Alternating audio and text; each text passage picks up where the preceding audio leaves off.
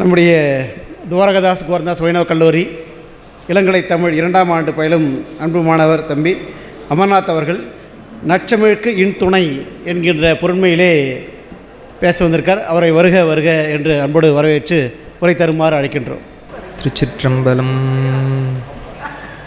ஏகம்பத்துரையந்தாய் போற்றி, பாகம் பெண்ணுருவானாய் போற்றி, தென்னாளுடைய சிவனே போற்றி, எந்நாட்டவர்க்கும் இறைவா போற்றி, அண்ணாமலையும் அண்ணா போற்றி, கண்ணார் முதற்கடலே போற்றி, காவாய் கனகத்திரளே போற்றி, கைலை மலையானே போற்றி போற்றி.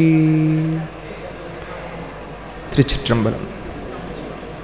பரசமய கோளரியை பாலராவாயனை பூம்பழனம் சூழ்ந்த சிரபுரத்து திருஞான சம்பந்தப் பெருமானை தேயமெல்லாம் குரவையிடத் தமிழ் வேதம் விரித்தருளும் கவுனியர்தம் குலதீபத்தை விரவியமை ஆளுடைய வென்றி மழை இளங்கலிற்றை விரும்பி வாழ்வாம். வேதநெறி தழைத்து ஓங்க, மிகு சைவத்துறை விளங்க, பூத பரம்பரை பொழிய புனிதவாய் மலர்ந்தெழுத, சீதவள வயற்புகழி திருஞான சம்பந்தர் பாதமலர் தலை கொண்டு திருத்தொண்டு பரவுவா. எல்லாம் வல்ல கட்சி ஏகம்பப் பெருமானுடைய திருவடிகளை என்னுடைய மனமொழிமைகளால் திசை நோக்கி வணங்கிக் கொள்கின்றேன். நம்முடைய இந்த சித்தர் இலக்கிய மையத்திலே இந்த மாதத்தினுடைய கூட்டத்தில் அடியேனுக்கும் பேச வாய்ப்பளித்த எங்கள் கல்லூரியினுடைய தமிழ்துறை பேராசிரியர் அன்பிற்கும் மதிப்பிற்கும் உரிய சதானந்தன் ஐயா அவர்களே,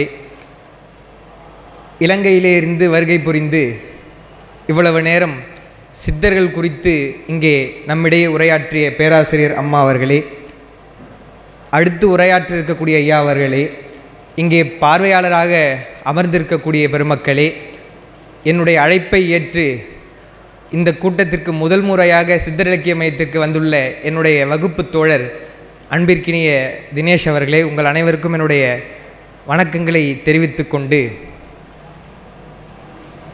அம்மா ரொம்ப அருமையாக பேசிட்டு போனாங்க. முதல்ல அவங்க சொன்ன மாதிரி நம்ம பேசிட்டு அடுத்து இருக்கணும். அவங்களுடைய பெருந்தன்மை வந்ததுலேருந்து 3 முறை சொல்லிட்டாங்க, உங்களுடைய நேரத்தை நான் எடுத்துக்கிட்டேன், உங்களுடைய நேரத்தை நான் எடுத்துக்கிட்டேன் அப்படின்ட்டு. நாங்கள் இங்கே தான் இருக்கிறோம், எப்போ வேணால் பேசலாம், ஒன்றும் பிரச்சனை இல்லை. சதானந்தன் ஐயா அவர்கள் தொலைபேசியிலே தொடர்பு கொண்டு இந்த முறை பேச முடியுமா என்று கேட்டார். என்று சொன்னால் ஒரு சில சூழ்நிலை காரணமாக எந்த பேச்சுக்கும் போகாத மாதிரி பெருமானுடைய திருவருள் அப்படி இருந்தது. முறையாக ஒரு கூட்டத்திலே பேசுவது ஒரு சின்ன இடைவெளிக்கு பிறகு இன்றுதான் சித்தர் இலக்கிய மையத்திலே அடியேன் பேசுகிறேன். எனவே ஞானசம்பந்த பெருமான் குறித்து தலைப்பு இருக்கட்டும் என்றுதான் நற்றமிழ்க்கு இன்துணை என்று இன்றைய தலைப்பை நான் அமைத்தேன். ஞானசம்பந்த பெருமானை பற்றி நமக்கு தெரியும். சைவத்திலே சமய குரவர்கள் என்று சொன்னால் திருஞான சம்பந்த பெருமான், அப்பரடிகள், சுந்தரர், மாணிக்க வாசகர். அதில் ஞானசம்பந்த பெருமானுடைய சிறப்பு என்னன்னு சொன்னால், இன்றைக்கி பேசும்பொழுது அம்மா வற்புறுத்தி சொன்னாங்க, நாங்களாம் பேசுறதுக்கிட்ட இளைஞர்கள் வரணும் அப்படின்னு சொல்லிட்டு. அதான் ஐயா அந்த சித்தர் பாடல்கள் புத்தகத்தை காண்பித்தாங்க. அதாவது சித்தர் பாடல்கள்னு சொன்னால் எவ்வளோ பாடல்கள் இருக்குது, அதில் தொகுப்பித்து வந்ததே பல பாடல்கள், அதையே நம்ம படிக்கிறதுக்கு நேரம் இல்லை. ஆனால் குழந்தைகளும் படிக்கும் அளவிற்கு எளிமையாக இருக்கக்கூடிய பாடல்களை நம்முடைய சித்தர் இலக்கிய மைய அறக்கட்டளை மூலமாக அதை தொகுத்து அதை மாணவர்களுக்கு ஒப்புவித்தல் போட்டியிலெல்லாம் கொடுக்குறாங்க. கல்லூரி மாணவர்கள் இதுபோல் பேச்சு போட்டியெல்லாம் வெற்றி பெற்றாலும் அவர்களுக்கெல்லாம் இந்த புத்தகத்தை கொடுத்து சித்தர் பாடல் குறித்த ஒரு அறிமுகத்தை அவரிடத்திலே கொண்டு போய் சேர்க்கிறார். அப்போது இளைஞர்களிடத்தில் போனோம் அப்படின்னு சொல்கிறாங்க. ஞானசம்பந்த பெருமானுடைய சிறப்பே என்னன்னு சொன்னால், அவர் இளமையிலே ஞானம் பெற்றார் என்பது தான். அது சேக்கிழார் பெருமான் ரொம்ப அருமையாக சொல்கிறார். அவரே ஞானசம்பந்தரே சொல்லும் பொழுது எப்படி சொல்கிறாருன்னா, அவங்க ஊர் பதிகத்தில் சொல்கிறார். அருமையான பதிகம் அது. அதனுடைய நிறைவு பாடல் திருக்கடைக்காப்பு என்று ஞானசம்பந்த பெருமானுடைய அந்த பதிகப்பல்லுன்னு சொல்கிறது திருக்கடைக்காப்புன்னு சொல்லுவாங்க. அதில் சொல்கிறார், தன்னடைந்தார்க்கு இன்பங்கள் தருவானை தத்துவனை கண்ணடைந்த மதில் பிரமபுரத்து உரையும் காவலனை முன்னடைந்தான் சம்பந்தன் அப்படின்னு அவரே சொல்கிறார். முன்னடைந்தான் சம்பந்தன். அப்பர் பெருமானை பற்றி நமக்கு தெரியும். சமயக்குறவர்களில் யாரையும் நம்ம உயர்த்தியோ தாழ்த்தியோ சொல்லக்கூடாது. ஞானசம்பந்தர் வந்து இளமையிலே வந்துட்டாருங்க, அவர் தான் பெரியவர், இல்லை அப்பர் பெருமான் தான் வந்து முதல்ல வந்தார், அவர் தான் பெரியவர்னு சொல்லக்கூடாது. ஆனால் அப்பரடிகள் வந்து கடைசி வரைக்கும் அவருக்கு ஒரு வருத்தம் இருக்கும். ஐயோ நம்ம காலத்தை போக்கிட்டோமே, இவ்வளவு நாள் சைவத்தில் வந்து வரலையேன்னு சொல்லி அவருக்கு கடைசி வரைக்கும் அவருக்கு அந்த வருத்தம். எங்கே பார்த்தாலும் பாடுறார். ஒரு பதிகம் முழுக்கவே பேராயிரம் பரவி வானோர் எத்தும் பெம்மானே அந்த பாட்டு திருத்தாண்டகம் நமக்கு தெரியும். அதில் போரானை புள்ளிருக்கு வேலூரானை போற்றாதே ஆற்ற நாள் போக்கினேனே போற்றாதே ஆற்ற நாள் போக்கினேனே என்று சொல்லி அந்த காலம் கழிந்து போச்சே என்று வருந்துகிறார். ஞானசம்பந்தரிடத்தில் அவருக்கு ஒரு தனி மதிப்பு என்னன்னு சொன்னால், 3 வயதிலே வந்து ஞானம் பெற்றுட்டார். சீர்காழி குளக்கரையில் இருந்து அதுவும் உமையம்மை ஞானப்பால் ஊட்டி அவர் ஞானம் பெற்றார்னு சொன்னால் எவ்வளவு பெரிய ஒரு அற்புதம், அதிசயம் என்று சொல்லி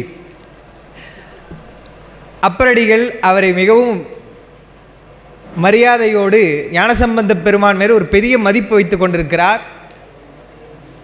அவரை வணங்குறாருன்னு பார்க்குறோம். ஞானசம்பந்த பெருமான் அவரே வந்து அப்பரடிகளை வணங்குறார், 2 பேரும் வணங்குறாங்கன்னு சொல்லி அந்த காட்சிகள்லாம் ரொம்ப அருமையாக சேக்கடா பெருமான் சொல்லியிருப்பார்.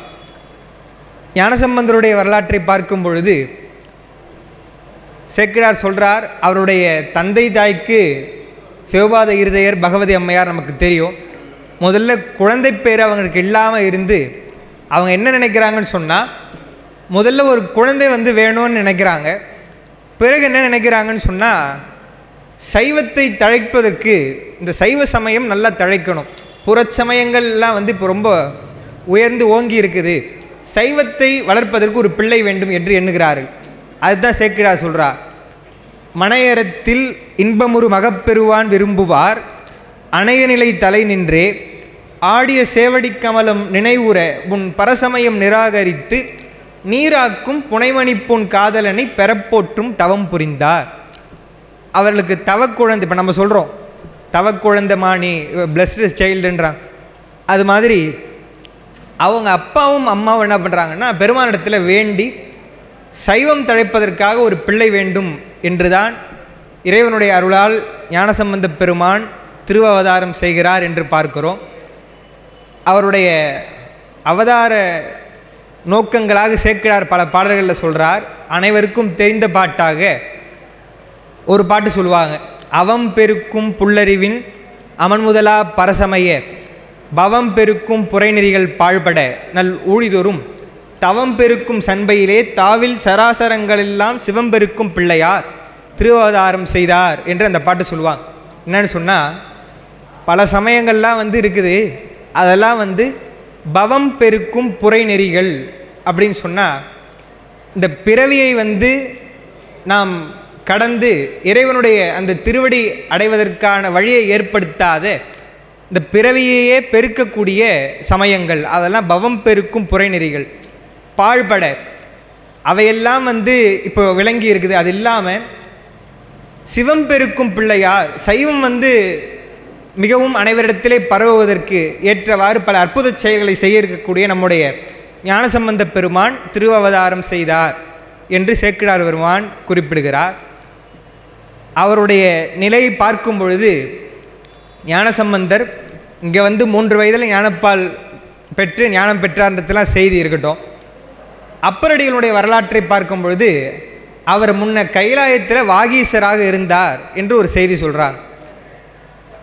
இப்போ வந்து திருநாவுக்கரசராக வந்தார். அது சேக்கிழார் உடன்பட்டு தான் என்ன சொல்கிறார், திருநாவுக்கரசு வளர் திருத்தொண்டின் நெறிவாழ வருண் ஞானத்தவ முனிவர் வாகீசர்னு சொல்கிறார்.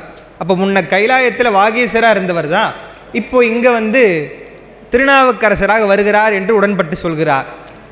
ஞானசம்பந்தருடைய முற்பிறப்பு எப்படி இருந்தது என்று நம்மளால் சொல்ல முடியல. ஆனால் பெருமானிடத்தில் நெருக்கமாக அவரை என்றும் நினைந்து கொண்டிருக்கக்கூடிய சூழ்நிலையில் இருந்திருக்கிறார். இப்போ சுந்தரர்னு சொன்னால் நமக்கு தெரிஞ்சிருது, திருநாவுக்கரசர்னால் தெரிஞ்சிருது. ஞானசம்பந்தருடைய இது என்னன்னு சரியாக தெரியலையே தவிர பெருமானோடு இருந்தார்ன்றது எப்படி தெரியுதுன்னு சொன்னால் சேக்கிழார் சொல்கிறார், அவர் பண்டு திருவடி மறவா பான்மையோர், அவர் என்ன பெருமான் பண்ணார்னு சொன்னால், மண்டு தவ மறைக்குலத்தின் வழிபாட்டின் அளித்தருள தொண்டின் நிலை தர வருவார் அப்படின்னு சொல்லி சொல்கிறார். முன்ன பெருமானை வந்து மறக்காமல் இருக்கக்கூடிய ஒரு நிலையில் இருந்தவர் தான் ஞானசம்பந்த பெருமான். அவரை வந்து நமக்காக இங்கே வந்து பெருமான் பிறக்கிறதுக்கு அருள் செய்து அனுப்பி வைத்துட்டார். குழந்தை வந்து அழுவும் இல்லையா, அழும்பொழுது பசிக்காக அழுவோம், அல்லது ஏதாவது ஒரு பொருள் வேண்டும் என்று சொன்னால் அழுவோம். ஞானசம்பந்தர் சில நேரத்தில் வந்து திடீர்னு அழுவாராம். அதை சேக்கிழார் சொல்லும் பொழுது அந்த பழைய உணர்வு வந்து பெருமானை பிரிஞ்சு வந்துட்டுமே என்பது போல் வந்து அழுவார். வெறுக்கொண்டார் போல் அழுவார் குறிப்பயலா என்று சொல்லி அந்த பாட்டில் சொல்கிறார். அப்படி தான் என்ன சொல்கிறாருன்னு சொன்னால், 3 வயதிலே வந்து தந்தையோடு கோயிலுக்கு போகணும்னு சொல்லி அடம் பிடிக்கிறார். இது வந்து எங்கன்னா வந்து நடக்குமா? நம்ம வீட்டில் குழந்தைகளை கோயிலுக்கு கொண்டுன்னு வரதுக்கு நாம தான் வந்து அழ வேண்டியதாக இருக்குது. வாமான்னு சொல்லி கூப்பிட்டுட்டு வர வேண்டியதாக இருக்குது. அதுவும் இப்போ வந்து எங்கேயுமே போகிறதில்ல, செல்ஃபோன் மட்டும் இருந்தால் போதும், நாங்கள் பாட்டுன்னு வச்சுட்டு இருக்கோம். இல்லைனா வந்து வகுப்பு அட்டன் பண்ணுறோம், ஆன்லைன் கிளாஸ்ன்னு சொன்னால் எதுவும் கேட்க போகிறது. ஆனால் அந்த குழந்தை என்ன பண்ணுதுன்னு சொன்னால், நான் கோயிலுக்கு வரணும் அப்படின்னு சொல்லி தந்தையாரிடத்தில் கேட்டு வருகிறதுன்னு பார்க்குறோம். எல்லாம் பெருமானுடைய திருவருளால். அங்கே வந்து அந்த வரலாறு நமக்கு தெரியும். சிவபாத இருதயர் குளக்கரையிலே மூழ்கும் பொழுது ஞானசம்பந்த பெருமான் திருத்தோணிபுரத்தினுடைய சிகரத்தை பார்த்து அழுகிறார். பெருமான் வந்து உமையம்மையை பாலடிசில் ஊட்ட சொல்லி அப்போ அவருக்கு அந்த ஞானம் வந்ததுன்றத சேக்கிழார் பெருமான், சிவனடியே சிந்திக்கும் திருப்பெருகு சிவஞானம், பவமதனை அறமாற்ற பாங்கினில் ஓங்கிய ஞானம், ஓமையிலா கலைஞானம், உணர்வறிய மெய்ஞானம், தவமுதல்வர் சம்பந்தர் தாம் உணர்ந்தார் அந்நிலையில் என்று சொல்லி அவர் பெற்ற அந்த ஞானத்தை சொல்கிறார்.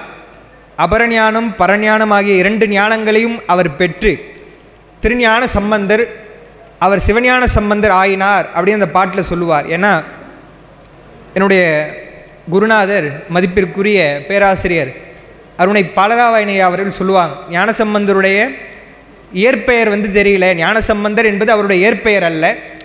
ஏன்னா சேக்கிழாரே சொல்கிறார், ஞானசம்பந்தர் ஆயினார்னு சொல்கிறார்.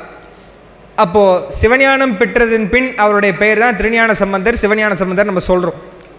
அவருடைய இயற்பெயர் என்னன்னு தெரியல. ஏன்னா அவர் வந்து ஸ்மார்த்த பிராமணர் குலத்தில் பிறந்தவர். அவங்க திருஞான சம்பந்தர்னு வைத்திருக்க மாட்டாங்க பெயர். அது ஏதோ தெரியாமல் போச்சா இல்லை சொல்லலையான்னு தெரியல, சேக்கிழார் சொல்லலை, அவ்வளோதான். ஆனால் 3 வயதிலே வந்து ஞானம் பெற்ற அதெல்லாம் சரியாக சொல்கிறார். அந்த 3 அகவையில் இருக்கும்பொழுது அங்கே போகிறாரெலாம் சொல்கிறார். அவருடைய இயற்பெயர் சொல்லலை என்று எங்கள் குருநாதர் சொல்லுவார். அப்படி ஞானம் பெற்ற ஞானசம்பந்த பிள்ளையார் எதுக்கு இதெல்லாம் வந்து சொல்கிறோன்னு சொன்னால், அவருடைய வாக்கு தான் இன்றைய தலைப்பாக நற்றமிழ்க்கு இன்துணை என்று அவர் சொல்கிறார்னு பார்க்கும். அவர் பல பதிகங்கள்லாம் பாடினார். ஞானசம்பந்தருடைய வழக்கம் என்னன்னு சொன்னால், பதிக பலன் சொல்லுவார். ஒரு பதிகம் முடிந்தவுடன் இன்றைக்கி கூட இறைவணக்கம் பாட சொல்லும் பொழுது பேராசிரியர் ஐயா அவர்கள் வந்து கோளறு பதிகம் பாடுப்பா என்று சொன்னார். அதுதான் நம்ம இன்றைக்கி பாடணுன்னு பார்க்குறோம். தேனமர் பொழில்குள் ஆலை விலை சென்னல் துண்ணி வளர் செம்பொன் எங்கும் நிகழ நான்முகன் ஆதியாய விருமபுரத்தின் பாட்டு அது. அந்த பாட்டில் என்ன சொல்கிறாரு சொன்னால், கோள்களால் எந்த துன்பம் வராது, தானூறு கோளும் நாளும் அடியாரை வந்து நலியாத வண்ண முறை செய். வரலாறுலாம் நமக்கு தெரியும். திருமறைக்காட்டிலேருந்து பாடுறார். அந்த இடத்துல என்ன சொல்கிறாருன்னா, நல்ல அடியார்களுக்கு வந்து கோளும் நாளும் எதுவும் துன்பம் செய்யாது. அடடா, சித்திரலக்கிய மையத்துக்கு 4 மணிக்கு போனோமே, நேரம் நல்லா இருக்கா, இப்போ வந்து புறப்படலாமா அப்படின்லாம் பார்த்து வர தேவையில்லை. ஒரு நல்ல செயலுக்காக இறை உணர்வோடு நம்ம கோயிலுக்கு போகிறோன்னு சொன்னால் அதெல்லாம் பார்க்க வேண்டியதில்லை. உரைப்பாக இருக்கக்கூடிய அந்த நல்ல அடியார்கள் மேல் நாளும் கோளும் எதுவும் செய்யாதுன்னு சொல்கிறார். அதுதான் சேக்கிழார் பெரிய புராணத்தில் சொல்லும் பொழுது ஞானசம்பந்தர் சொல்வதாக சொல்வார், பரசுவது நம்பெருமான் கடல் என்றால் பழுது அடையாது என்று சொல்கிறாருன்னு பார்க்குறோம். அப்போ அந்த பதிகத்தில் பதிக பலனை என்ன சொல்கிறாருன்னா, அடியார் பெருமகளுக்கு நாளும் கோள் எதுவும் செய்யாது.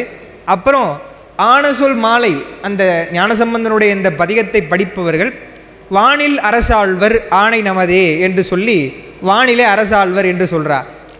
ஏன் அது சொன்னேன்னு சொன்னால், பதிகப்பலன் சொல்வதிலேயே மிக முக்கியமான பாட்டு அந்த பாட்டு. ஆணை பதிகங்களாக ஒரு 5 பதிகங்கள் ஞானசம்பந்த பெருமான் பாடியிருக்கிறார். அதில் நமக்கெல்லாம் தெரிஞ்சது கோளறு பதிகம். அந்த ஆணை பதிகம் என்பது சொன்னால், ஆணை என்று சொல்லி பெருமானுடைய திருவருளாக இதெல்லாம் நடக்கும் என்று சொல்லி சொல்கிறார்னு பார்க்குறோம். அது அவருடைய வழக்கம். இந்த நற்றமிழ்க்கு இன்துணை என்று சொல்லக்கூடியது எந்த தலத்தினுடைய பதிகத்தில் வருதுன்னு சொன்னால், நற்றமிழ்னு பல இடத்துல சொல்கிறார். நற்றமிழ்க்கு இன்துணை ஞானசம்பந்தன்னு சொல்கிறார். எங்கன்னு சொன்னால், இளம்பயம் கோட்டூர் என்ற தலத்தில்.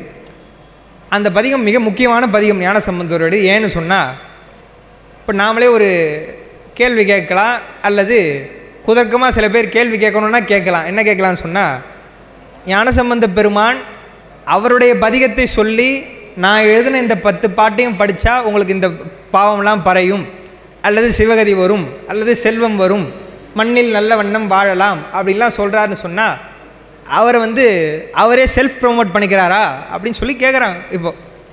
ஆனால் ஞானசம்பந்த பெருமான் அப்படி நினச்சா சொல்கிறார், என்னுடைய இதுதான் படிக்கணும் அப்படின்னு இல்லை. இதெல்லாம் நான் பாடியது அல்ல, அதை நாம தான் அப்படி நினைக்கிறோமே தவிர அவரே சொல்கிறார், இது நான் பாடியதல்ல, பெருமானுடைய திருவருளால் வந்தது, எனது உரை தனது உரைன்னு சொல்லிட்டு சொல்கிறார். எனது உரை தனதுரையாக, பாட்டு மலையினார் பருப்பதம் துருத்தி மார்பேறு மாசிலாச்சீர் மறைக்காடு நெய்த்தானம் நிலையினான் எனதுரை தனதுரையாக என்று அந்த பதிகம் முழுக்க இளம்பயம் கோட்டூரில் பாடுறார். அதனால தான் ஞானசம்பந்தருடைய பதிகங்கள்லாம் பெருமானுடைய அருளால் வந்ததுன்னு சொல்லி நம்ம சொல்கிறோம். அதனுடைய திருக்கடைக்காப்பில் சொல்கிறார். என்ன சொல்கிறாரு சொன்னால், கந்தனை மலி கனை கடல்வழி ஓதம் காணலம் கழுமலம் என்னும் நந்தியார் உரைபதி நால்மறை நாவன் நற்றமிழ்கின் துணை ஞானசம்பந்தன், நற்றமிழ்கின் துணை ஞானசம்பந்தன் சொல்கிறார். எந்தையார் வளநகர் இளம்பயம் கோட்டூர் இசையோடு கூடிய 10 வல்லார் போய் வெந்துயர் கெடுகிட வெண்ணவரோடும் வீடு பெற்று இம்மையின் வீடெளிதாமே என்று சொல்லி இந்த திருக்கடைக்காப்பிலே பதிகப்பலனாக சொல்லும் பொழுது, இந்த பதிகத்தை படிப்பவர்களுக்கு வீடு எளிது, இம்மையிலே வீடு பேறு அடையலாம் என்று சொல்கிறார்னு பார்க்கிறோம். ஞானசம்பந்தரை பற்றி சொல்லும் பொழுது அம்மா கூட சொன்னாங்க, வடமொழி தென்மொழி என்று சொன்னால் அது இரண்டும் 2 கண் போல் என்றெல்லாம் சொன்னாங்க. அது உண்மைதான். என்ன, உலகியல் வேதநூல் ஒழுக்கம் என்பதும் நிலவு மெய்நெறி சிவநெறியது என்பதும் என்று சேக்கிழார்லாம் சொல்கிறார். திருப்பாசுரத்தினுடைய விளக்கமாக சொல்லும் பொழுது அங்கே சொல்கிறார். என்னன்னு சொன்னால், உலகியல் நூலாக இருப்பது வேதம், அதுதான் சாத்திரத்திலையும் சொல்லுவாங்க. வேத நூல் சைவ நூல் என்று 2 நூல்கள். அது என்னன்னு சொன்னால், ஒன்று உலகவர்க்கு, இன்னொன்று சத்தினிபாதருக்குன்னு சொல்லுவாங்க. அப்போ அறத்தை சொல்லக்கூடியது வேதங்கள்னு பார்க்குறோம். சிவநூல்களாக இருக்கக்கூடிய சிவாகமங்கள் அல்லது நம்முடைய திருமுறைகள்லாம் சொன்னால் அது மெய்நெறி சொல்லக்கூடியது, அதனுடைய உலகியல் சார்ந்து இல்லாமல் மெய்ப்பொருள் சார்ந்த செய்திகளை சொல்லக்கூடியதுன்னு பார்க்குறோம். அப்போ இங்கே என்ன சொல்கிறாருன்னா, ஞானசம்பந்தனுடைய நற்றமிழை படித்தால் இம்மையிலே வீடு பேர் அடையலாம் என்று சொல்கிறார்னு சொன்னால், அந்த நற்றமிழ் என்பது என்னன்னு சொன்னால், இதெல்லாம் நான் புதுசாக சொல்கிறது இல்லை, குருநாதர் சொன்னது தான், அதுதான் சும்மா சொல்கிறோம். தமிழுக்கு ஞானசம்பந்தருடைய கொடைகள் என்று பார்த்தால் பல வகையான கொடைகள். அவர் பல யாப்பு முறைகளில் பாடுறார். திரு ஏமகம் பாடுறார். இப்போ நாங்களாம் தமிழ் படிக்கிறோம், அடுத்த வருஷம்தான் யாப்புலாம் படிக்க போகிறோம். திரு இருக்கு குரல்னு பாடுறார். மாலை மாற்று மொழி மாற்றுலாம் பாடுறார். நாலடி மேல் வைப்பு என்று பாடுகிறார். அதெல்லாம் புதிய புதிய முறையில் பாடுறார். அனைவருக்கும் தெரிஞ்ச மாதிரி சொல்லணும் சொன்னால், யாழ்மூரி என்று பாடுகிறார். அந்த யாழிலே அடங்காதவாறு மாதர் மடப்பிடியும் என்று சொல்லக்கூடிய ஒரு பதிகத்தை பாடுகிறார். இப்படி பல வகையாக, அதாவது திருஞான சம்பந்த பெருமானுடைய தமிழ்கொடை என்று சொன்னால் பல பதிகங்கள் அவர் பாடுறாருன்னு பார்க்குறோம். அதுதான் நற்றமிழுக்கு இன்றுணை ஞானசம்பந்தன் என்று சொல்லியிருப்பாரான்னு சொன்னால் அதுவும் தான். தமிழுக்கு ஞானசம்பந்தனுடைய பங்கு என்பது பல வகையில் இருக்குதுன்னு பார்க்குறோம். திருத்தாளச்சதி பாடுறார். இப்படிலாம் பல பதிகங்கள் பாடியிருக்கிறார். ஆனால் அந்த நற்றமிழ் என்று சொன்னால் என்னன்னு சொன்னால், நன்மையை தரக்கூடிய தமிழ் என்று பொருள். என்ன நன்மை என்று சொன்னால், தமிழில் நம்ம வீடு பேறு அல்லது முக்தி என்று சொல்கிறோம் இல்லையா, அதை பல வகையான சொற்களில் சொல்லுவாங்க. திருன்னு சொல்லுவாங்க. திரு என்று சொன்னால் வீடு பேர். சிறப்பு அப்படின்னு சொல்லுவாங்க. சிறப்புன்னு சொன்னாலும் வீடு பேர். நன்மை என்று சொன்னாலும் வீடு பேர். இதெல்லாம் எங்கெங்கே பார்க்கலாம் அப்படின்னு சொன்னால், இல்லை நமக்கு தெரிஞ்சது தான். சாதாரணமாக பாடும்போது நம்ம பாடிடுவோம். பொன்னும் மெய்ப்பொருளும் தருவானை போகமும் திருவும் புணர்ப்பானை. போகமும் திருவும் சொல்கிறார். திருன்னு சொன்னால் அந்த இடத்துல வீடு பேருன்னு பொருள். சிறப்புன்னு எங்கே வருதுன்னு சொன்னால், நம்ம திருக்குறள்லையே வள்ளுவர் சொல்லும் பொழுது, பிறப்பு எனும் பேதமை நீங்க சிறப்பெனும் செம்பொருள் காண்பது அறிவு. அப்போ சிறப்புன்னு சொன்னால் அந்த இடத்துல எல்லாவற்றிலும் சிறந்ததாக இருக்கக்கூடிய வீடு பேறு என்பது சிறப்பு என்று பரிமேலழகர் உரையில் எழுதுகிறார். இப்போ சிறப்புன்னு சொன்னாலும் வீடு பேர், அதுபோல் நன்மை என்று சொன்னாலும் வீடு பேரு தான். எங்கே அதை பார்க்கலான்னா 2வது குறளிலே திருவள்ளுவர் சொல்கிறார். முதல் குறள் நமக்கு தெரியும், அகர முதல் எழுத்தெல்லாம். 2வது குறள் கற்றதனால் ஆய பயன் என்கொள். கடவுள் வாழ்த்தில் 2வதுலேயே இவ்வளோ பெரிய விஷயத்தை வள்ளுவர் சொல்லியிருக்கிறார். அவருடைய என்ன சிறப்பு திருக்குறளுக்குன்னு சொன்னால், குழந்தைகளுக்கும் திருக்குறள் நம்ம சொல்லலாம், ஒரு மாட்ரேட் ஏஜில் இருக்கிறவங்க திருக்குறள் படிக்கலாம், வயதானவர்களும் திருக்குறள் படிக்கலாம். ஒருத்தருக்கும் ஒரு மாதிரி இருக்கும்.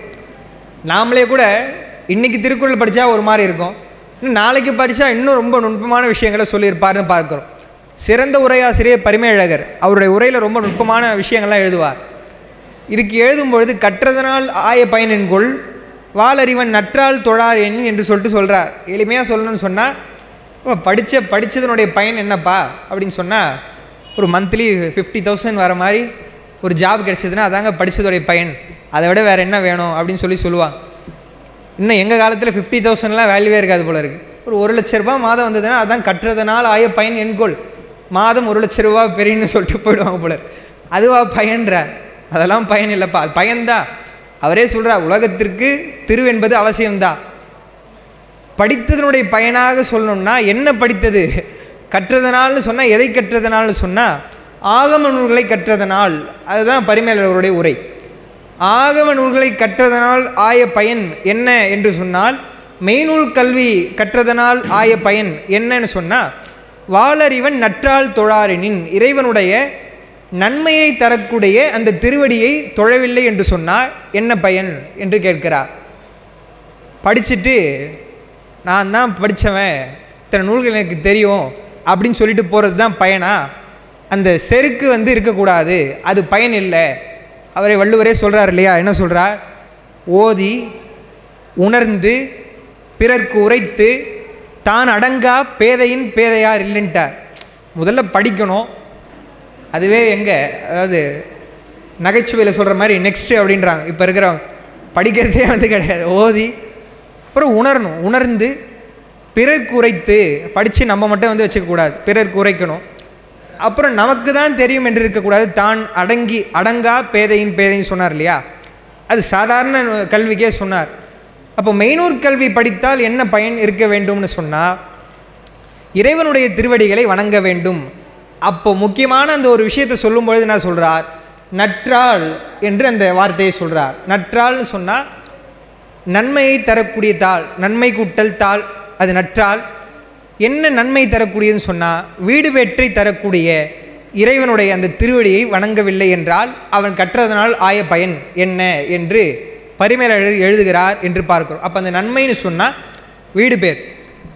அந்த வீடு பேறு தருவதற்கு உதவுகின்ற இந்த தமிழ் மறையாக இருக்கக்கூடிய ஞானசம்பந்த பெருமானுடைய திருமுறைகள்லாம் இருக்குதுன்னு பார்க்குறோம். திருக்கடைக்காப்புன்னு சொல்கிறாங்க, அது பிற்கால வழக்கம் தான். ஞானசம்பந்தனுடைய திருக்கடைக்காப்பு, அப்பருடையது தேவாரம், சுந்தரருடையது திருப்பாட்டு அப்படின்னு சொல்கிறாங்க. அது இப்போ சொல்கிறாங்க, பழைய பாட்டிலே என்ன வருதுன்னா தேவர் குரலும் திருநான்மறை முடிவும் மூவர் தமிழும்னு வருது. மூவர் தமிழ்னு தான் ஒன்றா சொல்கிறாங்களே தவிர தனித்தனியாக சொல்ல, மூவர் தேவாரம் என்று சொல்லக்கூடிய வழக்கம் தான் இருக்குது. இது தனித்தனியாக சொல்கிறது பிற்காலத்தில் வந்தது தான் பார்க்குறோம். அப்போ ஞானசம்பந்தருடைய அந்த தமிழ் அவர் என்ன சொல்கிறார்? நற்றமிழ்க்குன்னு சொன்னால் வீடு பேறு அடைவதற்கு இனிய துணையாக இருக்கக்கூடியது ஞானசம்பந்தனுடைய இந்த பாடல்கள், பெருமானுடைய அருளால் நான் பாடிய பாடல்கள் என்று சொல்கிறார். வரலாற்றை பார்க்கும் பொழுது நமக்கு தெரியும். அவர் அவதார நோக்கத்தினுடைய பாட்டு சொன்னேன், தாவில் சராசரங்கள் எல்லாம் சிவம் பெருக்கும் பிள்ளையார். உலகத்திலே நமக்கு சொல்லுவாங்க என்ன மனித பிறவிக்கு சிறப்புன்னு சொன்னால், மனிதனாக பிறந்தவர்கள்தான் உணர்ந்து பெருமானை வழிபட முடியும். சித்தியாரில் சொல்லுவாங்க, அதுதான் மானுட பிறவிதானும் வகுத்தது மனம் வாக்கு காயும் ஆனிடத்து ஐந்திலாடும் அரண்பணிக்காக அன்றோ. இறைவனுக்காக நாம் வழிபாடு செய்வதற்காக தான் இந்த மானிட பிறவி கொடுத்துருக்குன்னு சொன்னால், அதை நீ என்னலன்னு சொன்னால் இந்த பிறவினுடைய நம்ம சரியாக பயன்படுத்தலை அப்படின்னு சொல்லி பொருள். ஒரு புத்தகம் இருக்குதுன்னு சொன்னால் அதை வாங்கி நாங்கள் சும்மா ஃபோட்டோ மட்டும் எடுத்துகிட்டு வச்சா அதனுடைய பயன் என்ன? அதை படித்தாதான் அதனுடைய பயன். அதுபோல் வழிபாடு செய்வதும் இதுபோல் நல்ல நிகழ்ச்சிகளை கேட்கும்போது தான். ஞாயிற்றுக்கிழமை விடுமுறை நாள். இப்போ நானே இவனுக்கு என்னுடைய நண்பருக்கு சொல்லும் பொழுது, நீ சொல்லுப்பா ஒரு நாள் தான் ஓய்வு அப்படின்ட்டு அவர் இருந்திருக்கலாம். நமக்கே கூட தான் ஒரு சலிப்பு தட்டலாம் இல்லையா? மனிதர்கள் சொன்னால் எங்கள் குருநாதர் தான் சொல்லுவாள், சித்தர்கள் அப்படின்னா என்னென்னா அவர்கள் சித்தத்தினுடைய வழியிலே நடப்பாக, அதனால் அவர் சித்தர்கள் சொல்கிறாங்க. நம்மளையா மனிதர்கள் சொன்னாங்கன்னா மனசு சொல்கிறது தான் நம்ம கேட்போம் பெரும்பாலும். அதனால் மனதின் வழி நடப்பவர்கள்லாம் மனிதர்கள். என்ன மனசு சொல்லும்? 4 மணிக்கு சித்தர் இலக்கிய மையம் போகலாம் அல்லது ஏதோ ஒரு கோயிலுக்கு போகலான்ட்டு நல்லா நமக்கு தோணும். அப்புறம் மனசெல்லாம் சொல்லுன்னு சொன்னால், சாப்பிட்டு இப்போ தான் நம்ம படுத்தோம், கொஞ்ச நேரம் தூங்குவோம், இந்த ஒரு நாள் ஓய்வு நாள் அனுபவிப்போம், ஏன் அங்கே போவேன்னு, அதான் எப்படியும் யூடியூப்பில் வரப்போகுது, நம்ம குழுவில் பகிர போகிறாங்க, அதில் கேட்டுக்கலாம் என்று சொல்லி ஏதோ ஒன்று ஒரு அந்த மயக்கம் வருது இல்லையா? அதுதான் மனசு சொல்கிறத படி டப்புன்னு நம்ம கேட்டுருவோம். அதுதான் மனிதர்கள் அப்படின்னு சொல்கிறாங்கன்னு பார்க்குறோம். ஆனால் நாம் அப்படி இல்லாமல் பெருமானுடைய திருவிழாவில் இங்கே இத்தனை பேர் வந்திருக்கோன்னு பார்க்குறோம். மானுட பிறவி என்பது ஏன்னு சொன்னால் இறைவனுடைய வழிபாடு செய்வதற்கு சிறந்ததாக இருக்குதுன்னு சொல்கிறாங்க. அதை சொல்லும் பொழுது அதுதான் ஔவையார் எளிமையாக சொன்னாங்க, அரிது அரிது மானிடராய் பிறத்தல் அரிதுன்னு சொல்லி அதை சரியாக பயன்படுத்துகிறோம். ஞானசம்பந்தரை சொல்லும் பொழுது எப்படி சொல்கிறாங்க, தாவில் சராசரங்கள் எல்லாம் மனிதர்களுக்கு மட்டும் இல்லை, அசையும் பொருள்கள் அசையா பொருள்கள்னு எல்லாவற்றிற்கும் சிவம் பெருக்கும் பிள்ளையாராக அவர் அவதாரம் செய்தார். அவரை வரலாற்றில் பார்க்கிறோம். எங்கள் ஊர் காஞ்சிபுரத்துக்கு பக்கத்தில் தான் திரு ஓத்தூர் என்ற தலத்திலே பனைகளை ஆண் பனையை இந்த பெண்பனையை ஆண்பனையை பெண்பனையாக மாற்றுறாருன்னு பார்க்குறோம். என்னன்னு சொன்னால் அவரெல்லாம் கிண்டல் பண்ணுறாங்க, என்னங்க உங்கள் ஞானசம்பந்தர் வந்திருக்காரு, எல்லாம் ஆண்பனையாக இருக்கே பெண்பனையாக மாற்றுவாரா என்று கேட்கும் பொழுது ரொம்ப ஒரே வரியில் குறும்பை ஆண்பனை இன்குலை ஓத்தூர் என்று திருக்கடை காப்பில் பாடி அவற்றையெல்லாம் பெண்பனையாக மாற்றுகிறார்னு பார்க்கிறோம். சேக்கிழார் அதை சொல்லும் பொழுது அந்த பனைகள் எல்லாம் சிவமாம் தன்மை பெற்றன என்று சொல்லி குறிக்கிறார். அப்போ சராசரங்கள்னு சொன்னால் அச்சரமாக இருக்கக்கூடிய இந்த அசையாத பொருள்கள் எல்லாம் கூட சிவமாம் தன்மை பெறுவதற்கு, அந்த நன்மையை அடைவதற்கு இனிய துணையாக இருக்கக்கூடியவர் நம்முடைய ஞானசம்பந்த பெருமான் தான் பார்க்கிறோம். அது மட்டும் இல்லாமல் எவ்வளவு அற்புதங்கள் அவருடைய முதல்ல எடுத்தோடனே பெரிய அற்புதம் தான். அது சேக்கிழார் சொல்லும் பொழுது மூவாண்டில் உலகு உய்ய நடந்ததனை மொழிகின்றோம் அப்படின்னு சொல்லிட்டு அவர் சொல்லுவார். தொடர்ந்து பல அற்புதங்கள் அவர் நடத்துகிறாருன்னு பார்க்குறோம். அவர் மட்டும் ஏதோ நம்ம ஞானம் பெற்றுட்டோம் அதோட அமைதியாக இருந்துருவோன்னு இல்லாமல் பல திருத்தலங்களுக்கெல்லாம் தரிசனம் செய்து அங்கெல்லாம் பதிகங்களை பாடி அங்கே ஏதாவது துன்பம் என்று சொன்னால் அதை தீர்க்கிறார்னு பார்க்குறோம். நமக்கெல்லாம் இந்த கோவிட் டைமில் ஒரு பதிகம் ரொம்ப ஃபேமஸாக எல்லாரும் படிச்சுட்டு இருந்தோம், திருநீலகண்ட திருப்பதிகம் என்று சொல்லி. அவருடைய வரலாற்றிலே அவர் கொடிமாடச் செங்குன்றூர் போகிறார். கொடிமாடச் செங்குன்றூரிலே அடியார் பெருமக்கள்லாம் வழிபாடு செய்வதற்கு அஞ்சுகிறார். ஐயோ போனால் அப்போ அங்கே அது மலை பிரதேசம் இல்லையா, பனியினால் குளிர்ஜுரம் வந்துடுமோ என்று அஞ்சும் பொழுது ஞானசம்பந்த பெருமான் பார்க்கிறார், நல்ல அடியார் பெருமக்களாக இருந்து நம்ம வழிபாடு செய்வதற்கு அஞ்சலாமா, பயப்படக்கூடாது என்று சொல்லி நீலகண்ட பதிகம் என்று பாடுகிறார். அதே அந்த வாக்கை சேக்கிழார் சொல்லுவார். அவ்வினைக்கு இவ்வினைன்னு இவர் எப்படி எடுத்து பாடுறாரோ அதே அவர் 12ஆம் திருமுறையில் சொல்லும் பொழுது அவ்வினைக்கு இவ்வினை என்றெடுத்து ஐயர் அமுது செய்த வெவ்விடம் முந்தடுத்து எம்மிடர் நீக்கிய வெற்றியினால் எவ்விடத்தும் அடியாரிடர் காப்பது கண்டம் என்றே செய்வினை திண்டா திருநீலகண்டம் எனச் செப்பினார் என்று சொல்லி அடியார் பெருமக்கள் மட்டும் இல்லாமல் அந்த ஊர்லேயே அந்த காய்ச்சல் இல்லாதவாறு செய்தார் என்று அற்புதங்கள் செய்தார்னு பார்க்கிறோம். தொடர்ந்து அவர் அற்புதங்கள் செய்து கொண்டு வருகிறார். அது மட்டும் இல்லாமல் சைவம் தழைப்பதற்காக அந்த நன்மை என்று சொல்லக்கூடிய வீடு பேர் பெறணும்னு சொன்னால் சாதாரணமாக முடியாது. முதல்ல உள்ளே வரணும், சமயத்துக்குள்ளே வரணும்.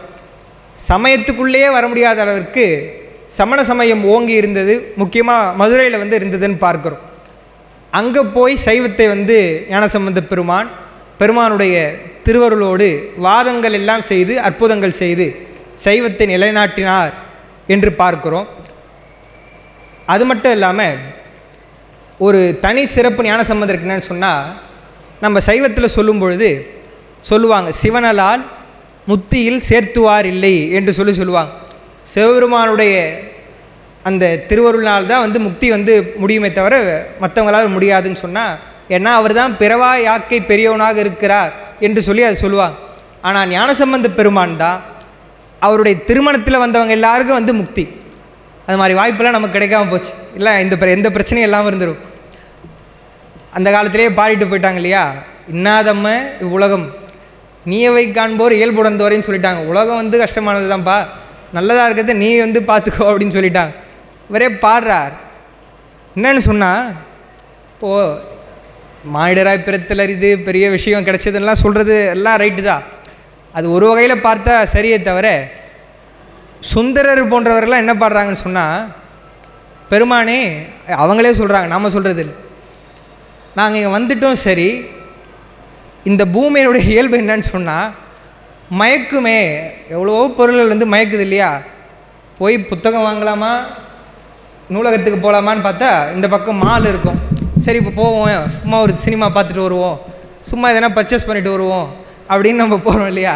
இப்போ எவ்வளோ மயக்க பொருள்லாம் இங்கே இருக்குது, ஒரு மெய்ப்பொருள் நம்ம பார்க்க முடியுமா என்பது போல் அவங்களே வந்து இங்கே வந்தால் வந்து மறந்துடுவோமோ உன்னை என்று சொல்லி பயப்படுறாங்க.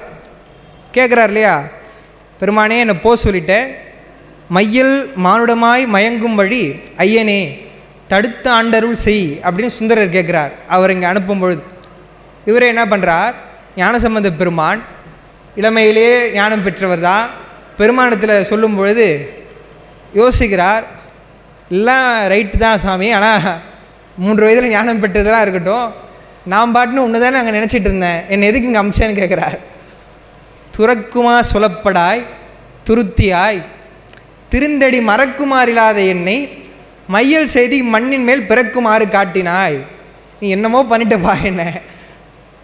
நான் அதாவது சொல்கிறோம் இல்லையா, நான் சிவனேன்னு தானே இருந்தேன் அப்படின்னு சொல்கிற மாதிரி, நான் சிவனேன்னு தானே உன்னோட தானே இருந்தேன், நான் என்ன பண்ணேன்னு தெரில, என்னமோ பண்ணி என்னை இங்கே அமுச்சிட்டேன், எதுக்கு அனுப்புறது, இங்கே வந்து கஷ்டப்படுறது என்று சொல்லி அவரே வந்து பாடுகிறார்னு சொன்னால், அப்போ இந்த மானிடப்பிறவியாக இருப்பதில் வந்துட்டு சமயத்துக்குள்ளே இருந்து தொடர்ந்து இயங்குவது எவ்வளோ சிரமன்றதை பார்க்கிறோம்.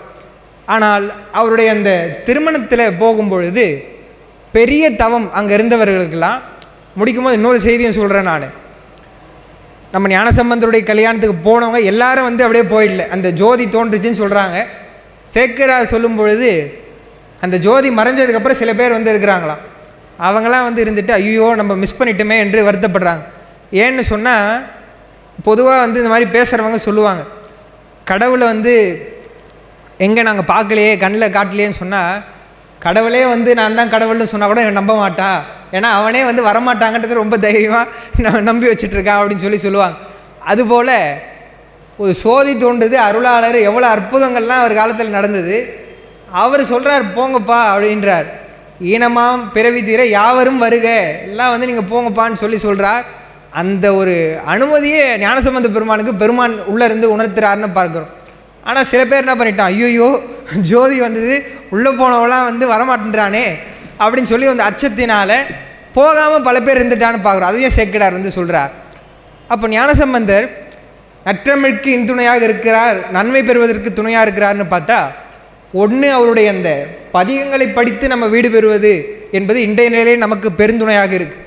ஆனால் அவர் காலத்தில் என்ன பண்ணார், அவரோடு இருந்தவர்கள், பல்லக்கு சுமந்தவர்கள், கூட இருந்து அவருக்கு தொண்டு செய்தவர்கள், யாழ் வாசித்தவர்கள், அவருக்கு அந்த திருமணத்தின் போது வந்து திருமணம் ஆகலை, அவருக்கு நிச்சயித்து அந்த மணமேடை வரைக்கும் சென்ற அந்த அம்மா, அவருடைய பெயர் வந்து சேர்க்க சொல்லலை, தோத்திர பூர்ணாம்பிகைன்னு சொல்லிட்டு ஏதோ கல்வெட்டில் இருப்பதாக சொல்கிறாங்களே தவிர, இப்போ பெரிய புராணம் ஒரு ஆய்வேடு மாதிரி, சேக்கிழாருடைய தீசிஸ் மாதிரி அது பார்த்திங்கன்னா கரெக்டாக இருக்குதுன்னு சொன்னால் தெரிஞ்சால் சொல்லுவார், இல்லைனா சொல்லாமல் விட்டுருவார். எதுக்கு நம்ம வந்து ஃபேக் நியூஸ்லாம் இருக்கவே இருக்காது. அதனால் பெரிய புராணம் என்பது ஒரு அத்தாரிட்டி, சேக்கிழார் சொல்லியிருக்காரா அப்போ அது சொல்லலாம் அப்படின்ற மாதிரி. அவருடைய மனைவியுடைய பெயரும் அவர் சொல்லலை. அப்போது என்ன பண்ணுறாங்க, அவங்களாமல் போகிறாங்கன்னு பார்க்குறோம். அப்போ தான் ஞானசம்பந்த பெருமான் என்ன பண்ணுறாருன்னா, சரி ஒரு உபதேச பதிகமாக நம்ம வந்து சொல்லிட்டு போயிடுவோம், நிறைவாக போகும்போது கூட இவங்களுக்கு ஏதாவது சொல்லணும்ட்டு தான் காதலாகி கசிந்து கண்ணீர் மல்கி ஓதுவார் தம்மை நன்னெறிக்கு உய்ப்பது வேதம் 4 மெய்ப்பொருளாவது நாதன் நாமம் நமச்சிவாயவே என்று சொல்லி அந்த நமச்சிவாய திருப்பதிகத்தை பாடுகிறார். அதுக்கு முன்னாடியே அவர் வந்து 7 வயதிலே உபநயனம் செய்த போது ஒரு 5 எழுத்து பதிகம் பாடுகிறார். துஞ்சலும் துஞ்சல் இல்லாத பொழுதினும்னு பாடுறார். அது வந்து 5 எழுத்து 5 எழுத்துன்னு தான் அதில் சொல்லுவார். முழுக்க பார்த்தீங்கன்னா என்னன்றது சொல்ல மாட்டார். ஆனால் இங்கே தான் நிறைவாக சொல்லும் பொழுது ஒரு உபதேசம் போல அனைவரும் வந்து நன்னெறி அடைய வேண்டும் என்ற ஒரு பெருங்கருணையோடு நமச்சிவாய திருப்பதிகம், அதனால தான் அது 5 எழுத்து திருப்பதிகம்னு சொல்லுவாங்க. இதை நமச்சிவாய திருப்பதிகம் என்று சொல்லுவாங்க. ஒரு குருவினுடைய நிலையில் ஞானசம்பந்த பெருமான் இருக்கிறார் எப்படி சொல்லுவாங்கன்னா, இதெல்லாம் எங்கள் குருநாதர் சொல்லுவார். அது இயல்பாக அமைஞ்சிருச்சு. முதல் பாட்டு தோருடைய செவியர், அந்த பதிகத்தினுடைய திருக்கடை காப்பு பார்த்தீங்கன்னா எல்லாருக்கும் தெரிஞ்ச பாட்டு தான். அருநெறிய மறைவல்ல முனியகன் பொய்கை அலர்மேய அப்படின்ற பாட்டில் திருநெறிய தமிழ் வல்லவர் தொல்வினை தீர்தல் எளிதாமே என்று சொல்லி தொல்வினை தீர்வதற்கு என்னுடைய திருப்பதியங்களை வந்து படிங்கன்னு சொல்லிட்டு சொல்கிறார். நமக்கு வினையை பற்றி சொல்லும் பொழுது 3 வகையாக சொல்லுவாங்க. சஞ்சித வினை, பிராரத்த வினை, ஆகாமிய வினை என்று சொல்லுவாங்க. சஞ்சித வினைன்னா என்னன்னு சொன்னால், நாம் முன்ன பிறவிகளில் வந்து செய்த வினை அது பாட்டுன்னு அது கிடக்கும், எவ்வளோன்னு நமக்கு தெரியாது. பெருமான் என்ன செய்வார்னு சொன்னால் அதிலேருந்து கொஞ்சம் வினையை கொடுத்து அனுப்புவார். இதெல்லாம் நீ அனுபவிக்கணும்னு சொல்லி இந்த பிறவிக்கு கொடுப்பார். நாம் என்ன பண்ணணும், அது வந்து எடுத்துகிட்டு வந்த வினையை அனுபவித்துட்டு நம்ம போனோம்னு சொன்னால் அது சரி, ஏதோ வந்து அதிலேருந்து கொஞ்சம் எடுத்துகிட்டு வந்தால் குறைஞ்சது, அடுத்து கொஞ்சம் கொடுத்து அனுப்புவார், குறைஞ்சதுன்னு இருக்கலாம். நாம் இங்கே வந்து என்ன பண்ணுறோன்னு சொன்னால், ஒரு பொருள் இருக்குதுன்னு சொன்னால், இப்போ பேசும்பொழுது தண்ணி வந்து வைக்கிறாங்களா, அப்பா ரொம்ப நல்லா இருக்குது மகிழ்ச்சின்னு சொல்லிட்டு தண்ணி குடிக்கிறோம். ஏதோ ஒரு பொருள் பிடிக்கலையா அதை வந்து வெறுக்கிறோம். அப்படி இன்ப துன்பங்களை வந்து நம்ம இன்பம்னா ரொம்ப இன்பமாக நினைக்கிறோம், துன்பம்னா ரொம்ப துன்பமாக நினைத்து அந்த விருப்பு வெறுப்பு வரும்பொழுது என்ன பண்ணுது, ஆகாமிய வினையாக இங்கே வந்து நம்ம பல வினை செய்கிறோன்னு பார்க்குறோம். அப்போ இது எப்போ வந்து சஞ்சீதம் குறைஞ்சி பிரார்த்தம் நம்ம வந்து செய்யாமல் இருந்து ஆகாமிய வராமல் தடுக்கிறது. அப்போது பெருமான் குருவடிவாக வரும்பொழுது தீட்சையிலே தொல்வினையை முதல்ல தீர்த்துருவாங்க. வருவினையாக இருக்கக்கூடிய அந்த ஆகாமியம் என்பதை ஞானம் பெற்றவர்கள் விருப்பு வெறுப்பற்ற தன்மையிலே இருந்து ஆகாமியம் வராமல் இருக்கும். கொண்டு வந்த அந்த பிராரத்த வினை என்பதை மட்டும் அனுபவித்து தான் தீர வேண்டும் என்பது சித்தாந்தத்தினுடைய முக்கியமான ஒரு கோட்பாடு. அதுக்கு வந்து அருளாளருக்கு பெருமான் துணையாக இருக்கிறான்னு சொல்கிறோம். அது அவர்களுக்கெல்லாம் உடல் உழாக கழியும் அவருடைய நிலை குறித்து அதெல்லாம் சொல்லுவாங்க. அப்போது இவருடைய பாட்டில் முதல் பதிகத்தில் தொல்வினை தீர்தல் எளிதாமே என்று சொல்லி அந்த சஞ்சித வினையெல்லாம் போக்குவதற்கு அருள் செய்து நிறைவாக இருக்கக்கூடிய அந்த காதலாய் கசிந்து கண்ணீர் மல்கியில் நமச்சிவாய் என்று சொல்லி அவர் ஏறத்தாழ உபதேசம் செய்வது போல அந்த நமச்சிவாய் திருப்பதிகத்தை அருளி செய்தார் என்று பார்க்கிறோம். அவருடைய ஞானசம்பந்தருடைய சிறப்பு சொல்லும் பொழுது எவ்வளோ சிறப்பு சொல்லுவாங்க. அதில் முக்கியமாக தமிழ் என்று சொன்னால் நம்ம ஏன் வந்து நற்றமிழ்க்கின் துணை ஞானசம்பந்தம் சொல்கிறோன்னா, இந்த வீடு பேருக்கு சொன்னோம். பொதுவாக தமிழுக்குன்னு சொல்லும் பொழுது நான் முதல்ல சொன்னேன், அவருடைய குலம் ஸ்மார்த்த பிராமணர் குலம். ஆனால் அவர் ஒரு வடமொழி ஸ்லோகங்களை கூட சொல்லவில்லை என்று சொல்லி எங்கள் குருநாதர் அடிக்கடி சொல்லுவார். சொல்லியிருக்கலாம் இல்லையா, நடுவில் வந்து எல்லாம் அவரே பாடுறா. சேக்கரா சொல்லும்பொழுது வேதநெறி தழைத்தோங்கவும் மிகு சைவத்துறை விளங்கவும் வைதிகமும் சைவமும் எல்லாம் விளங்குவதற்கு தான் வராருன்னு பார்க்கிறோம். ஆனால் அந்த ஸ்லோகங்களை சொல்லாமல் ஒருவரிடத்திலும் வந்து தமிழ்ஞான சம்பந்தன் என்று சொல்லி அவரை சொல்லிக்கொள்வதிலே அவருக்கு ஒரு பெரிய ஒரு மகிழ்ச்சின்னு பார்க்கிறோம். இன்னொன்று, அப்படிப்பட்ட அருளாளர்களுக்கே வந்து சில சிக்கலான சூழ்நிலையே வந்து வருதுன்னு பார்க்குறோம். ஏன்னா அவர்களுக்கெல்லாம் வினைன்னு சொல்லக்கூடாது, நமக்காக ஏதோ வந்து அவங்க பாடுவதற்காக அப்படி ஒரு சூழ்நிலை அவங்களுக்கு அமைஞ்சதுன்னு தான் சொல்லணும். ஏன்னா அவர்களுக்கெல்லாம் வினைன்னு சொல்லக்கூடாது. என்ன சூழ்நிலை அவருக்கு வருதுன்னு சொன்னால், அவ்வளோ பாடுறவர் தான் அவருடைய தந்தையார் வந்து அவர்கிட்ட கேட்குறாங்க, இந்த மாதிரி நான் வேள்வி செய்வதற்கு பணம் வேண்டும் எனக்குன்னு சொல்லி. அவர் வந்து அவர் பணத்துக்கு எங்கே போவார், அவர் வாட்டும் பெருமான் கும்பிட்டு தலத்தலங்களாக தரிசனம் செய்கிறார். சொல்லிகிட்டே வந்தவர் திருவாவடுதுறை வந்த உடனே ரொம்ப கேட்குறார், அப்பா இது மாதிரி நான் சொல்லிகிட்ருக்கேனே எனக்கு பணம் வேண்டும் என்று கேட்ட உடனே அவர் என்ன பண்ணுறது, பெருமானிடத்தில் தான் போய் முறையிடணும். அதுதான் சாதாரணமாக ஒரு பழமொழி சொல்லுவாங்க, நமக்கெல்லாமே அப்படி சொல்லுவாங்க. அவங்களாம் அருளாளர்கள் எதுவாக இருந்தாலும் டைரக்ட் டீலிங் தான், பெருமானிடத்தில் தான் கேட்பாங்க. நமக்கு என்ன சொல்லுவாங்கன்னா, திக்கற்றவர்களுக்கு தெய்வமே துணை அப்படின்னு சொல்வது போல் அவங்கெல்லாம் வந்து பெரியவங்க பெருமானத்தில் பேசுவாங்க. இயல்பாக சுந்தரர்லாம் பேசுகிறார் இல்லையா, என்னையா உள்ளே இருக்கியா இல்லையா கோயிலில் அப்படின்னு சொல்லி பெருமானே கேட்குறாருன்னு பார்க்குறோம். இவர் போய் இடரினும் தலையினும் பதிகம் பாடினார். அது வந்து நான் சொன்னேன் இல்லையா, நாலடி மேல் வைப்பு அந்த யாப்பில் வந்து வரும். பாடி அந்த பதிகத்தில் தான் பார்த்தீங்கன்னா ஒரு பாட்டு அது படிக்கும் போதே கஷ்டமாக இருக்கும். ஞானசம்பந்தர் 3 வயதிலே ஞானம் பெற்றார். அதுக்கப்புறம் அவருக்கு எல்லாம் பெருமானுடைய குழந்தையாக அவர் ஆகிட்டார். எதுவாக இருந்தாலும் அவர் பார்த்துப்பார். வெயில் வருதா, முத்துச்சிவிகை தான், கால் வலிக்குதுன்னு சொன்னால் இது பல்லக்கு தான், எல்லாம் கொடுத்துருவார். கையில் தாளம் போட்டார்னு சொன்னால் உடனே பொற்றாளம் கொடுத்துருவார். அப்படி பார்த்துட்டு இருந்தவர் தான். ஆனால் இவர் பணம் கேட்ட உடனே பெருமானிடத்தில் போய் பணம் கேட்குறோமே, நம்ம ஒரு சின்ன அவரிடத்துல போய் இதை கேட்குறோமே என்று வருந்தி தான் என்ன பண்ணுறார். அதை நம்ம எல்லோரும் இப்போ படிக்கிறோம், பணம் வேணும் அப்படின்றதுக்காக இடறினும் தளரினும் படிக்கிறோம். ரொம்ப வருந்தி பாடுற பாட்டு தான். எடுத்த உடனே இடறினும் தளரினும்னு பாடுறார். எனது ஒரு நோய் தொடரினும் உனகழல் தொழுதெழுவேன். அந்த பாட்டு முழுக்க பார்த்தீங்கன்னா அப்படி தான் இருக்கும். வாழினும் சாவினும் வருந்தினும் போய் வீழினும் உனகழல் விடுவேலேன், தும்மலோடு அருந்துயர் தோன்றினும் அம்மலரடிகளால் அரற்றாதுன்னா எல்லாம் அப்படியே பாடிட்டு வருவார். உண்ணினும் பசிப்பினும் உறங்கினும் நின்னுலாம் அப்படியே பாடிட்டு வருவார்.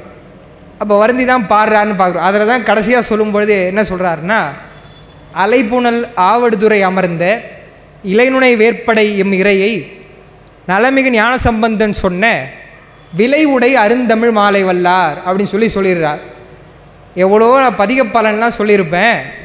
ஆனால் இந்த பதிகத்துக்கு வந்து ஒரு விலையுடை அருந்தமிழாக போச்சு. என்ன விலைன்னு சொன்னால் 1000 பொன் கொடுக்குறார் இல்லையா, அது உளவாக்கிழியாக இருக்குது. அந்த விலை வைத்து பாடுவது போல் வந்து உன்னிடத்துல கேட்டனேன்னு சொல்லி வருந்தி பாடுகிறார்னு பார்க்குறோம். ஏன்னு சொன்னால் தான் சிவநெறி அப்படி செய்து வரும்பொழுது வேள்விக்காக அவர் கேட்குறாரே என்ற அந்த ஒரு குறிப்பு தான் அவருக்கு. தந்தை கேட்டால் மறுக்கவும் முடியாது. நல்ல வேலை, ஒரு வேளை மறுத்திருந்தாருன்னு சொன்னால் ரொம்ப வசதியாக போயிடும். ஞானசம்பந்தரே அப்பா பேச்சு கேட்கல, நாங்களாம் எது கேட்கணும் அப்படின்னு சொல்லியிருப்பாங்க. ஏன்னா எதுவாக இருந்தாலும் ஒரு குதர்க்கமாக கேள்வி கேட்பதற்கு சில பேர் இருக்காங்க இல்லையா. அந்த இடத்துல அவர் சொல்கிறாரு. ஆனால் சொல்லிவிட்டு என்ன சொல்கிறார், அந்த உளவாக்கிழி வந்து இன்னொரு விஷயம், எதுவாக இருந்தாலும் பெருமான் தான் ஞானசம்பந்தருக்கு கொடுப்பார். அந்த இடத்துல வந்து சிவபூத கணம் தான் ஒன்று தோன்றி வந்து வைக்குது. அந்த 1000 பொண்ணு இருக்கக்கூடிய பொற்கிழி கொடுத்த உடனே அப்பா கிட்ட கொடுத்துட்டு என்ன சொன்னார், அப்பா வேள்வியெல்லாம் பண்ணுங்கள், சிவ வேள்வியாக பண்ணுங்கள், சிவனை முன்னிறுத்தி செய்யக்கூடிய வேள்வியாக செய்யுங்க. அப்படி செய்தீங்கன்னா தான் இது வந்து எடுக்க குறையாமல் வரக்கூடிய உளவாக்கிழியாக இருக்கும் என்று சொல்லி அந்த வகையிலே வந்து மிக நுட்பமாக சைவ சமயத்தை தான் சேக்கிழா வேதநெறி தழைத்தோங்கன்னு சொல்லிட்டு மிகு சைவத்துறை விளங்க என்று சொல்லி அவருடைய அந்த பதிகத்தை சொன்னார் என்று பார்க்கிறோம். மறுபடியும் நம்முடைய தலைப்பு சொல்லி நிறைவு செய்யலாம் என்று நினைக்கிறேன். நற்றமிழ்கின் துணை என்று சொல்லும் பொழுது அவருடைய திருமணம்லாம் அது முடிஞ்சது நம்ம இப்போ நினச்சி தான் பார்க்கணும், அப்படி போக முடியலையேன்னு சொல்லிட்டு இப்பொழுது நமக்கு எப்படி அந்த ஒரு நிலையை பெறுவது அல்லது அவருடைய பதிகங்களை துணையாக கொள்வது வீடு பெறுவதற்குன்னு சொன்னால் அது அப்படியே நம்ம அவங்களுடைய திருமுறையை நம்பி படிப்பது தான் வந்து பெரும் வழியாக இருக்கும். ஏன்னா அவரே சொல்கிறார். இப்போ சாதாரணமாக என்ன ஆயிடுச்சுன்னு சொன்னால் ஒரு கேள்வி வந்து எளிமையாக கேட்டுறாங்க, கடவுள் இருக்கிறாரா இல்லையா சாதாரணமாக வந்து கேட்குறாங்க. இருக்கிறவர்களாலேயும் வந்து இருக்கிறாருன்னா காட்டுப்பான்னு சொன்னால் நமக்கும் பதில் சொல்ல முடியாமல் இருக்குது. இவங்களாம் நல்லா சொல்லிட்டு போயிருக்காங்க. என்ன சொல்கிறார், அது வந்து இப்போது அதான் எங்கள் குருநாதர் தான் கேட்பார், அறிவு வந்து இருக்கா இல்லையா, அதை காட்ட சொன்னால் காட்ட முடியுமா? ஒருத்தருடைய பேச்சோ அல்லது அவருடைய இப்போ பேசுகிறாங்க சொன்னால் ஏதோ சரி ஏதோ படிச்சிருப்பார் போல இருக்குது, அவருடைய நடை உடை பாவனையெல்லாம் பார்த்தா இவருக்கு ஏதோ தெரிஞ்சிருக்கு போல இருக்குன்னு உணர்கிற மாதிரி முக்கியமான பாட்டாக இருக்கக்கூடிய திருப்பாசுரத்தில் ஞானசம்பந்தர் என்ன சொல்கிறாருன்னா, ஏதுக்களாலும் எடுத்த மொழியாலும் மிக்கு சோதிக்க வேண்டா அப்படின்னு சொல்லிட்டார். நீங்கள் ரொம்ப ஸ்ட்ரெயின் பண்ணாதீங்கன்ட்ட, ரொம்ப நீங்கள் வந்து சோதிக்காதீங்க, ஆல்ரெடி பெரியவங்கெல்லாம் சொல்லிட்டு போயிருக்காங்க, அதை ஃபாலோ பண்ணாலே போதும், அதை பின்தொடர்ந்தால் போதும்னு சொல்லிட்டு சுடர் விட்டுளன் எங்கள் சோதி மாதுக்கம் நீங்கள் உருவில் மனம் பற்றி வாழ்மின் சாதுக்கள் மிக்கீர் இறையே வந்து சார்மின்களே என்று சொல்லி பெரியவங்கெல்லாம் சொல்லிட்டு போயிருக்காங்க, அளவைகளால் அறிந்து கொள்ள முடியும் என்று சொல்லி நீங்கள் அவனிடத்துல போகாதீங்க. ஏன்னா பெருமானை சொல்லும் பொழுது அதுதான் அம்மா கூட சொன்னாங்க இல்லையா, இலங்கையோட இது சொல்லும் பொழுது ராவனுடைய குறிப்பெல்லாம் திருமுறைகள்லாம் கூட வருதுன்னு சொன்னாங்க. ஏன் வந்து ராவணனுடைய அந்த குறிப்பை ஒரு பாட்டிலையும் 8வது பாட்டில் அவர் சொல்கிறாருன்னு சொன்னால், ராவணன் சிவன் பக்தன் தான், எல்லாம் நல்ல சிவபூஜை செய்தவன்லாம் இருக்கட்டும், பெருமானுடைய மலையே தான் அசைத்து விடலாம் என்று எண்ணுகிறான். அது எண்ணி அசைக்க முற்படுகிறார்னு பார்க்குறோம். உடனே பெருமான் மலையை வந்து அவருக்கு ரொம்ப சாதாரணம், ஒரே ஒரு விரலினால், காலினுடைய விரலினால் மலையை அமுக்கி அவனுடைய அந்த ஆணவத்தை வந்து போக வைக்கிறார். ரொம்ப வருத்தப்படுறான். அந்த வழியில் துடிக்கும் பொழுது பெருமானிடத்திலே இசையினாலே வந்து பெருமானை வேண்ட வழிபட இறைவன் அருள் செய்து அவனுக்கு வாழும் நாளும் தந்தார்னு பார்க்குறோம். அதையும் அவர் ஒரு பாட்டிலையும் பாடணும். ஞானசம்பந்தர்னு சொன்னால் சேக்கிழார் தான் சொல்கிறார், ராவணன் வந்து செய்தது எவ்வளோ பெரிய குற்றம், சிவபெருமான் இருக்கக்கூடிய மலையே நான் அசைப்பேன்னு சொல்லி போனால், அப்படி போனவன் கூட வந்து ஒரு பாட்டோ அல்லது ஒரு இசையோ மீட்டிய உடனே அவருக்கு அருள் செய்த பெருமான் அல்லவா, அப்போ எவ்வளோ ஒரு பெருங்கருணையால் நம்முடைய பெருமான், அதுபோல் நமக்கும் அருள் செய்வார் என்ற அந்த குறிப்பில் தான் ஒரு பதிகத்தினுடைய 8வது பாட்டிலையும் அவர் வந்து சொல்கிறார். அதுபோல் ஏன் வந்து சமண பௌத்தரெல்லாம் திட்டுறார் என்று சொல்லும் பொழுது அதையும் வந்து சொல்கிறாங்க. அப்போ வந்து அவருடைய அந்த சூழ்நிலையில் அவங்கள பார்த்து பாடுறார், இருதலை போகமும் பற்றும் விட்டார் அவங்கெல்லாம் என்று சொல்லி வருந்தி தான் பாடுறார். என்னப்பா இல்லத்திலேயே வந்து இல்லாமல் இப்படி வந்து மெய்நெறியிலையும் இல்லாமல் வந்து இருக்கிறீங்களே என்று சொல்லி தான் வருந்தி தான் பாடுகிறார் என்று பார்க்கிறோம். அப்படி இல்லாமல் இந்த நெறிக்கு வந்தால் நல்லது இல்லையா என்று தான் அவர் பாடுகிறார். அப்போது அவர் சொல்லும் பொழுது இந்த கருத்தினுடைய அடிப்படையில் சொல்கிறாரு பார்க்கிறோம்.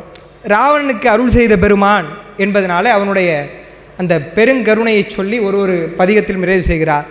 நாம் அதையே அப்படியே அவர் சொன்ன மாதிரி எடுத்துக்கிட்டு நமக்கும் அவர் அருள் செய்வார். அவர் எப்படி சொன்னாரோ, நீங்கள் ரொம்ப சோதிக்காதீங்கப்பா, பெருமான் சுடர்விட்டுள்ளன் என்று சொன்னது போல் அவருடைய மொழியெல்லாம் நாம் ஏற்று பின்பற்றி அவருடைய அந்த பதிகங்கள் எல்லாம் பாராயணம் செய்தார். ஏன்னா இன்றைக்கும் ஒருத்தருடைய தனிப்பட்ட அனுபவம் இதையெல்லாம் வந்து படித்து வெளிநாட்டில் இருக்கக்கூடிய அன்பர்களோ அல்லது இங்கே இந்தியாவில் இருக்கக்கூடியவர்களோ என்ன ஒரு அவளுக்கான வேண்டுகோளோ அதை நினைந்து படிக்கிறாங்களோ அதெல்லாம் நடைபெறுது. எல்லாரும் வந்து சொல்ல மாட்டாங்க இல்லையா, பொதுவாக வந்து இறை அனுபவமே சொல்லக்கூடாதுன்னு சொல்லுவாங்க. அது மாதிரி பல பேருடைய அனுபவங்கள்லாம் இருக்குது.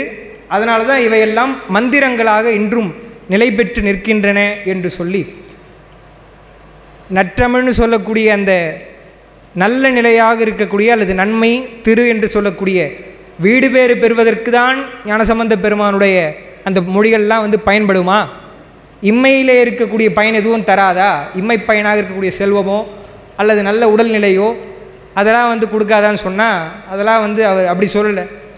பெரிய ஒரு விஷயத்தையே வந்து தரும்னு சொன்னால் இதெல்லாம் வந்து சாதாரணமாக உங்களுக்கு தரும் என்பதற்கு தான் முதல்ல எடுத்த உடனே எது சொன்னார்னா, மண்ணில் நல்ல வண்ணம் வாழலாம் சொன்னார். அப்புறம்தான் எண்ணில் நல்ல கதிக்கு யாதுமோர் குறைவில்லை என்று சொல்லி அவரெல்லாம் மிக தெளிவாக பாடியிருக்கிறார்கள். அவற்றை நாம் படித்து நாம் படிப்பதோடு அல்லாமல் நமக்கு அடுத்ததாக இருக்கக்கூடிய தலைமுறைக்கும் நாம் அதான் சொல்லணும் இல்லையா. வீட்டில் இருக்கும் பொழுது இப்போது என்ன ஒரு வசதின்னு சொன்னால், இதுபோல் வந்து பதிவு செய்து வரும்பொழுது இப்போ ஸ்மார்ட் டிவி தான் பல பேர் இதில் இருக்குது. அதெல்லாம் வந்து யூடியூப்லேயோ அல்லது வேறு எதனா ஒரு நிகழ்ச்சியிலையோ இது போன்ற அருளாளருடைய படங்கள்லாம் கூட கார்ட்டூன் போல் வருது. 63 நாயன்மாருடைய வரலாறுலாம் அதையெல்லாம் காண்பித்து நம்ம வந்து அந்த குழந்தை பருவத்திலிருந்தே கொண்டு வந்தால் ஒரு நல்ல தலைமுறை என்பது விளையும். அது ஒரு நல்ல சமுதாயத்திற்கு வித்தாக இருக்கும் என்று சொல்லி ஞானசம்பந்த பெருமானுடைய திருவடிக்கமலங்களை நினைந்து இன்று அவருடைய நான் முன்னே சொன்னது போல ஒரு சிறிய இடைவெளிக்கு பிறகு நான் முதலாக இங்கே தான் வந்து ஒரு முறையான சொற்பொழிவாக பேசுகிறேன். அதனால தான் ஐயா இடத்துல ஞானசம்பந்தருடைய தலைப்பாக கொடுத்தேன். அப்படி இன்று அவருடைய கருத்துக்களை சிந்திப்பதற்கு எனக்கு வாய்ப்பளித்த நம்முடைய பேராசிரியர் சதானந்தன் ஐயா அவர்களுக்கு என்னுடைய நெஞ்சார்ந்த நன்றிகளை தெரிவித்து, இவ்வளவு நேரம் இளையனுடைய உரையை கேட்ட உங்கள் அனைவருக்கும் என்னுடைய நன்றியை தெரிவித்து நிறைவு செய்கிறேன். நன்றி, வணக்கம். என்ன சொல்கிறது, ஞானசம்பந்த பெருமானே வந்து பேசின போல இருந்தது. ரொம்ப அருமையாக ரொம்ப சிறப்பாக உரையாற்றிருக்கிறாங்க.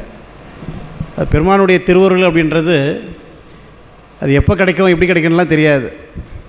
அது சிறு வயது முதலேருந்தே கிடைக்கும். இப்போ இவர் சொன்னது எப்படின்னா, நம்ம ஐயா அரங்கராமலிங்க ஐயா ஒரு 70-75 வயசில் சொல்லுவார் இல்லைங்களா, சின்ன குழந்தைங்களுக்கு கார்ட்டூன்லேருந்து ஆரம்பித்து அப்படியே வாங்க அப்படின்னு சொல்லிட்டு, இப்போ இதை செய்தி இவர் தம்பி சொல்கிறாருன்னா இவருக்கு வயசு 70, மனசில் 70 அளவு தான் இருக்கார். உடம்பு தான் இளமையாக இருக்குது, வயது தான் இளமையாக இருக்குது ஒழிய அந்த முதிர்ந்த அனுபவம் அந்த ஞானம் என்பது இறைவனுடைய திருவுருளால் தம்பிக்கு வாய்க்கப்பட்டிருக்கிறது. நல்ல வாழ்த்துக்கள். மேலும் மேலும் ரொம்ப சிறப்பாக வளரணும். அவர் ரொம்ப சிறப்பாக வருவதற்கு எல்லாம் உள்ள இறைவன் துணை நிற்பான். அவங்களுடைய பெற்றோர்கள் அதற்குடைய பூர்வ புண்ணியம் என்று சொல்வார்கள், அதையெல்லாம் ரொம்ப சிறப்பாக செய்திருக்கின்றார்கள். எனவே இறைவனுடைய திருவுருளால் இங்கே அம்மா முடிச்சுட்டு போகும்போது பேசிகிட்டு இருந்தாங்க. அப்போது இவருடைய உரை கேட்டுகிட்டே இருந்தது. ரொம்ப நல்லா சிறப்பாக பேசிகிட்டு இருக்கார் தம்பி, ரொம்ப நேரம் இருந்து கேட்க முடியல என்ற வருத்தத்தோடு தான் போனாங்க. அதே மாதிரி திருச்சியிலேருந்து கூட வந்தவங்க ஒரு பேராசிரியர் அவங்களும் இருந்தாங்க. அவங்க கொஞ்ச நேரம் உட்காந்து கேட்டிருந்தாங்க. ரொம்ப சிறப்பாக பேசுகிறாரு, என்னுடைய சார்பாக சொல்லிடுங்க அப்படின்ற மாதிரி அவங்க வாழ்த்துக்கள் தெரிவிச்சுட்டு போனாங்க. வாழ்த்துக்கள்.